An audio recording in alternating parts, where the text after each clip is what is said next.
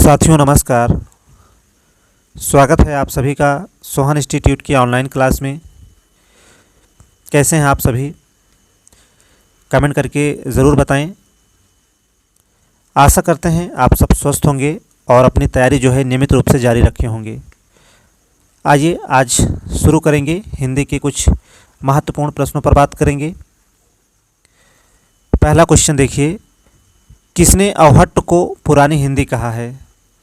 A option में दिया है चंद्रधर शर्मा गुलेरी ने, बी ऑप्शन में दिया है महावीर प्रसाद द्विवेदी ने, सी ऑप्शन में दिया है भारतेंदु हरिश्चंद्र ने और डी में दिया है आचार्य रामचंद्र शुक्ल ने। देखिए, अवहट्ट का समय है 1000 ईस्वी से लेकर अब तक और पूछ रहा है कि अवहट्ट को जो है पुरानी हिंदी किसने कहा है। तो अवहट्ट को पुरानी हिंदी कहा है चंद्रधर शर्मा गुलेरी ने। सही उत्तर होगा ऑप्शन नंबर ए। देखिए, अवहट्ट का हमने समय बताया। देखिए, कभी कभी समय पूछ लेता है। तो अवहट्ट का जो समय है 1000 ईस्वी से लेकर अब तक, और इसके बाद अगर बात करें तो सबसे पहले वैदिक संस्कृत आई जिसका समय है 500 ईसा पूर्व से लेकर 1000 ईसा पूर्व तक। वैदिक संस्कृत के बाद जो है लौकिक संस्कृत आई जिसका समय है 1000 ईसा पूर्व से लेकर 500 ईसा पूर्व तक। लौकिक संस्कृति के बाद पाली भाषा का विकास हुआ जिसका समय है 500 ईसा पूर्व से लेकर 1 ईस्वी तक। उसके बाद जो है प्राकृत आई जिसका समय है 1 ईस्वी से लेकर 500 ईस्वी तक। उसके बाद जो है अपभ्रंश आई 500 ईस्वी से लेकर 1000 ईस्वी तक। और अवहट्ट का समय अभी हमने बताया 1000 ईस्वी से लेकर अब तक। और अवहट्ट को पुरानी हिंदी कहा है चंद्रधर शर्मा गुलेरी ने। ए जो है करेक्ट आंसर हो जाएगा यहाँ पर। नेक्स्ट क्वेश्चन पर चलेंगे। ढाक के 3 पात, इस लोकोक्ति का जो है सही अर्थ क्या होगा? साफ इनकार कर देना, बेकार घूमना, सदैव एक जैसी स्थिति में रहना और डी में दिया है किसी विशेष विशेषता से जो है संपन्न न होना। उत्तर करेंगे आप सभी। ढाक के 3 पात, इस लोकोक्ति का जो है सही अर्थ बताना है आपको। तो देखिए, ढाक के 3 पात, इस लोकोक्ति का जो है सही अर्थ होगा सदैव एक जैसी स्थिति में रहना। सी ऑप्शन यहाँ पर सही होगा। नेक्स्ट क्वेश्चन के क्रम में आगे बढ़ेंगे।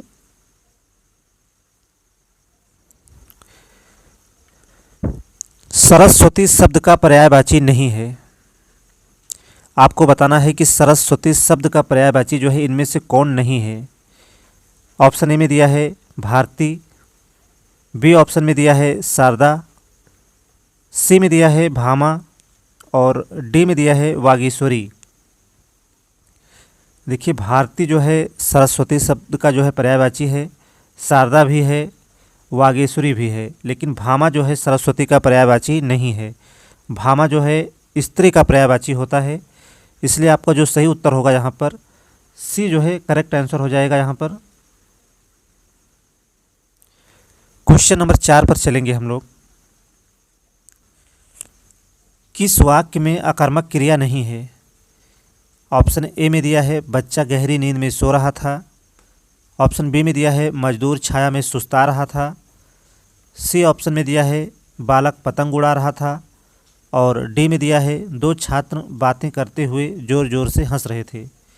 देखिए, यहाँ आपको बताना है कि किसमें जो है अकर्मक क्रिया नहीं है, अर्थात आपको सकर्मक क्रिया बताना है इनमें से। देखिए, अगर आपको सकर्मक और अकर्मक क्रिया पहचाननी है तो आप वाक्य में जो है क्या या किसको लगाकर प्रश्न करेंगे। अगर क्या या किसको का उत्तर आपको मिल जाता है तो वहाँ सकर्मक क्रिया है, अगर नहीं मिलता है तो अकर्मक क्रिया होगी। जैसे देखिए, ऑप्शन ए में दिया है बच्चा गहरी नींद में सो रहा था। अगर यहाँ आप क्या लगाकर प्रश्न करेंगे तो क्या सो रहा था, आपको कोई उत्तर नहीं मिल रहा है।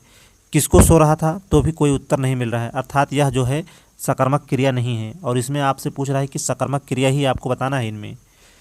और बी में दिया है देखिए मजदूर छाया में सुस्ता रहा था, तो क्या सुस्ता रहा था, किसको सुस्ता रहा था, कोई उत्तर आपको नहीं मिल रहा है। और ऑप्शन सी में देखिए बालक पतंग उड़ा रहा था, क्या उड़ा रहा था, पतंग उड़ा रहा था, तो बिल्कुल यहाँ उत्तर मिल रहा है। इसलिए आपका सी उत्तर जो है आपका यहाँ पर सही हो जाएगा। इसमें जो है सकर्मक क्रिया है। सी उत्तर जो है यहाँ पर सही होगा। अगले प्रश्न पर चलेंगे।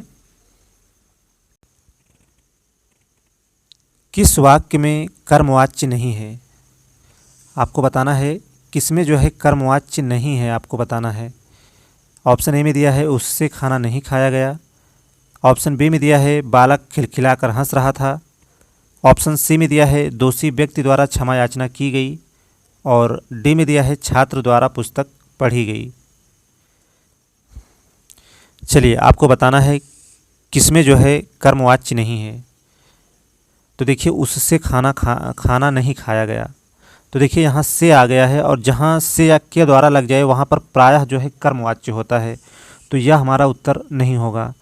अब सी की बात करें तो दोषी व्यक्ति द्वारा क्षमा याचना की गई, यहाँ भी देखिए द्वारा शब्द आ गया। हमने कहा जहाँ से या के द्वारा लगा हो वहाँ जो है प्रायः कर्मवाच्य होता है, तो यह भी हमारा उत्तर नहीं होगा।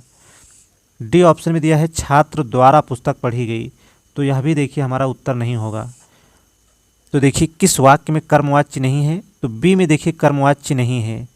बी ऑप्शन यहाँ पर सही होगा। बालक खिलखिलाकर हंस रहा था, यह कर्तृवाच्य का उदाहरण है। प्रश्न नंबर 5 का जो है करेक्ट आंसर हो जाएगा ऑप्शन नंबर बी।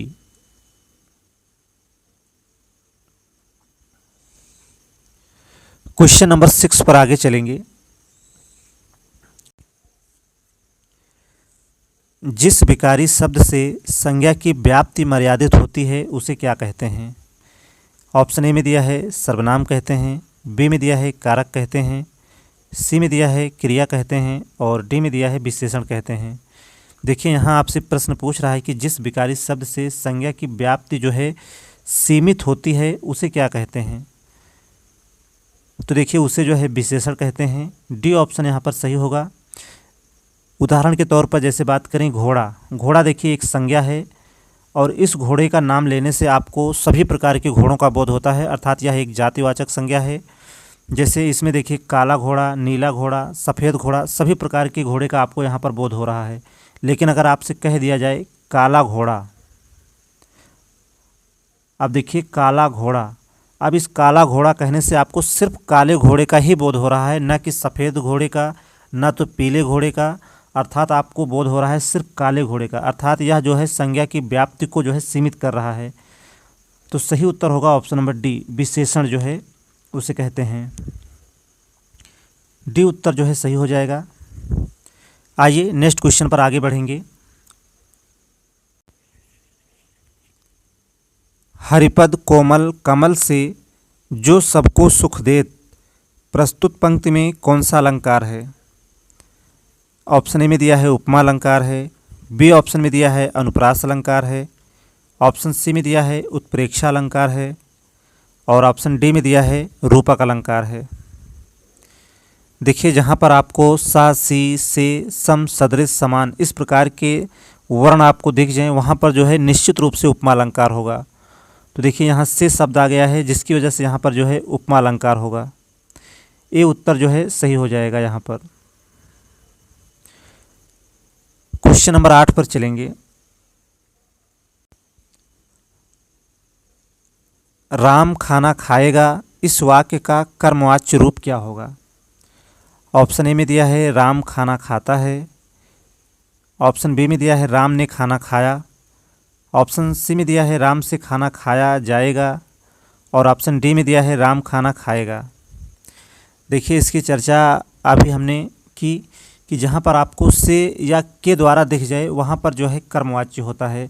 तो राम खाना खाता है, राम ने खाना खाया और देखिए यहाँ दिया है राम से खाना खाया जाएगा, यही आपका सही उत्तर हो जाएगा। इससे पहले वाले प्रश्न में हमने चर्चा की कि जहाँ से या के द्वारा आपको दिख जाए वहाँ जो है प्रायः कर्मवाच्य होता है। तो देखिए यहाँ आपसे वही पूछ रहा था राम खाना खाएगा, इस वाक्य का कर्मवाच्य रूप में रूप क्या होगा? तो सी उत्तर जो है आपका सही हो जाएगा। चलिए 9वें क्वेश्चन पर चलेंगे। निम्न वाक्यों में से संयुक्त वाक्य कौन सा है? आपको इसमें जो है संयुक्त वाक्य बताना है।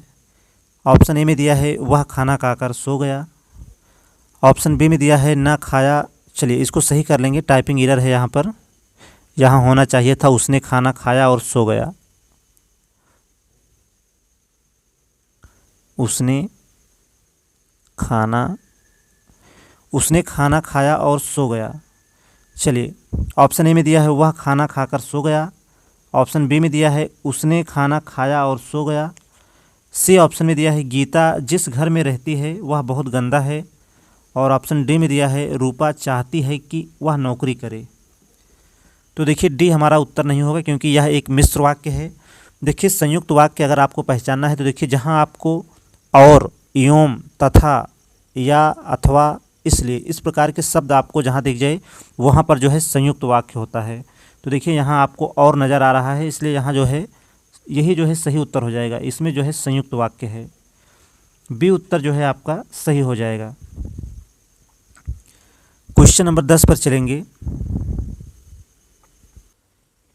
निम्नलिखित में कौन सा मिश्र वाक्य है? ऑप्शन ए में दिया है चोर को देखकर सिपाही पकड़ने दौड़ा। ऑप्शन बी में दिया है नेताजी भाषण देकर चले गए। और सी में दिया है सेठ जानता है कि नौकर ईमानदार है। डी में दिया है बिजली नहीं थी इसलिए अंधेरा था।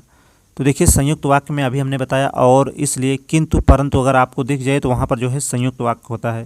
तो देखिए बिजली नहीं थी इसलिए अंधेरा था, तो इसमें जो है संयुक्त वाक्य है, तो यह हमारा उत्तर नहीं होगा।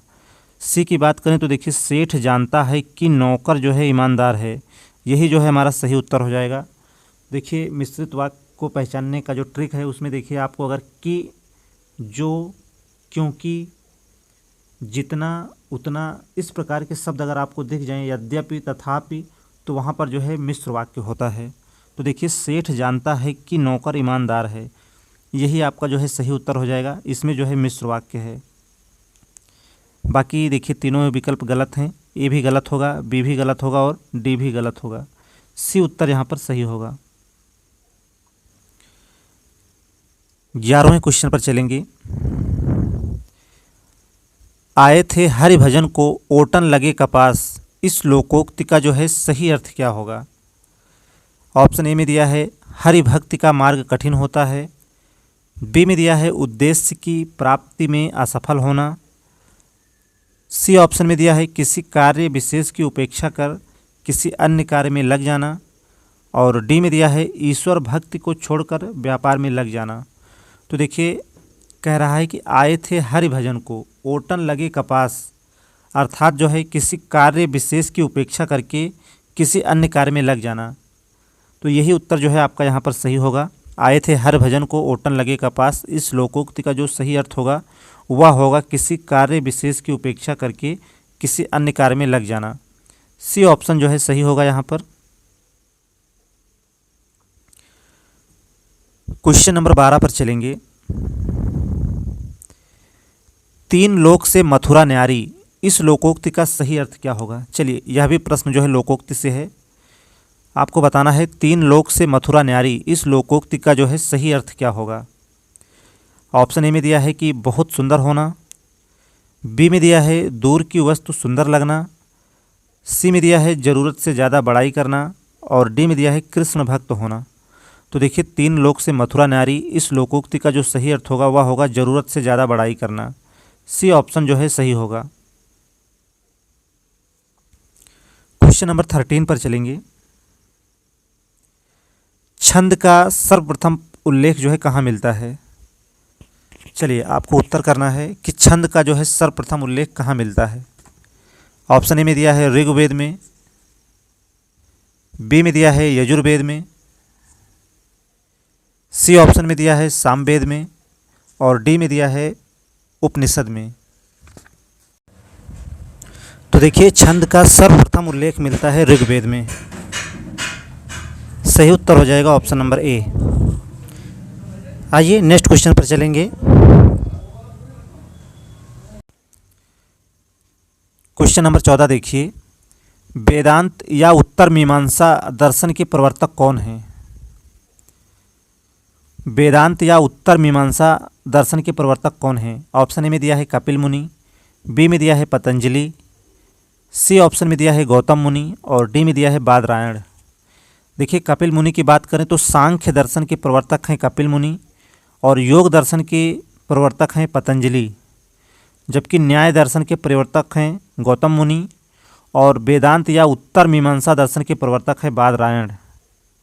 क्वेश्चन नंबर 14 का जो है सही उत्तर हो जाएगा ऑप्शन नंबर डी। चलिए यहाँ पर डी जो है करेक्ट आंसर हो जाएगा आपका। प्रश्न नंबर 15 पर चलेंगे। प्रेमचंद के अधूरे उपन्यास का नाम क्या है? आपको बताना है कि प्रेमचंद का जो अधूरा उपन्यास है उसका नाम क्या है। ए ऑप्शन में दिया है गबन, बी में दिया है रंगभूमि, सी ऑप्शन में दिया है मंगलसूत्र और डी में दिया है सेवा सदन। देखिए प्रेमचंद का जो अधूरा उपन्यास है उसका नाम है मंगलसूत्र। यह जो है प्रेमचंद का अधूरा उपन्यास है। प्रश्न नंबर 15 का जो है सही जवाब हो जाएगा ऑप्शन नंबर सी।